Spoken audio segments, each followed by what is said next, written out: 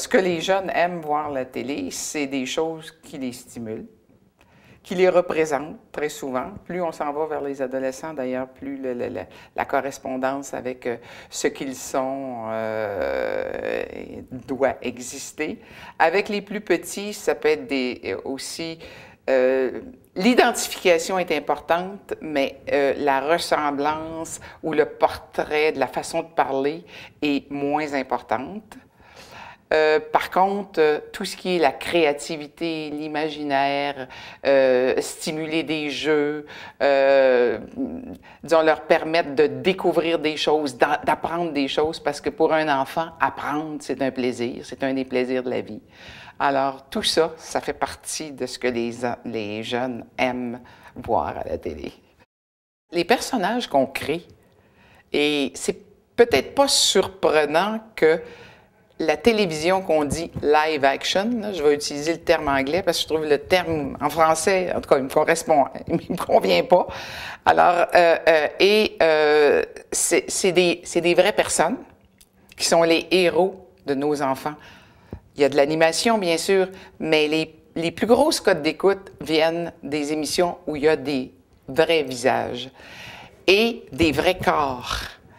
Et quand on les fait bouger dans nos émissions, quand on les sent actifs sur le plan de l'esprit aussi, quand on sent qu'ils sont avec des émotions qu'ils peuvent exprimer, tout ça, c'est à la fois pour la santé mentale, à la fois pour la santé physique, mais ce sont des êtres vivants et qui prennent la vie avec énormément d'énergie. Alors, nos personnages, les personnages qu'on crée, je pense, deviennent des modèles.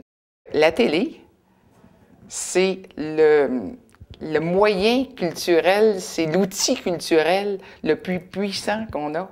Puis il nous appartient, c'est notre télé. Puis ça donne que les enfants d'ici fréquentent énormément les émissions d'ici. Alors, c'est stimulant pour des producteurs et des concepteurs de créer des choses qui leur conviennent et qui vont les amener un peu plus loin.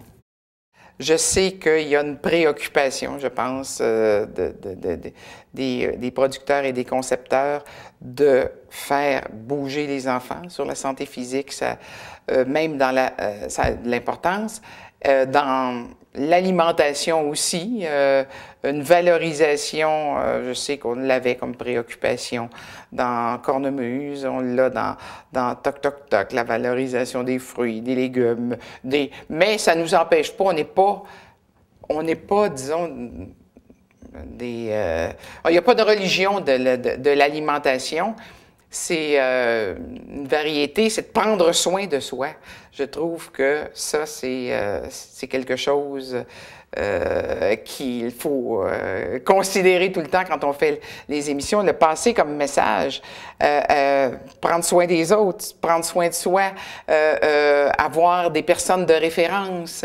Dans Toc Toc Toc, il n'y a pas de parents, curieusement, et il n'y a pas d'enfants qui nous ont demandé comment ça se faisait qu'il n'y avait pas de parents. Je pense qu'il n'y a pas de parents qui nous l'ont demandé non plus.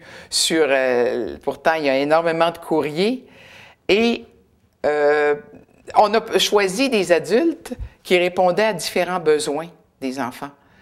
Et les enfants ont leur maison. Ça n'arrive pas dans la vie, mais en même temps, ils se construisent des cabanes. Des fois, ils sont heureux dans leur cabane. Il y a comme une espèce de mélange entre la cabane de rêve et puis la maison. La maison, c'est aussi la chambre. Dans les chambres, dans les deux maisons des enfants, il y a les lits.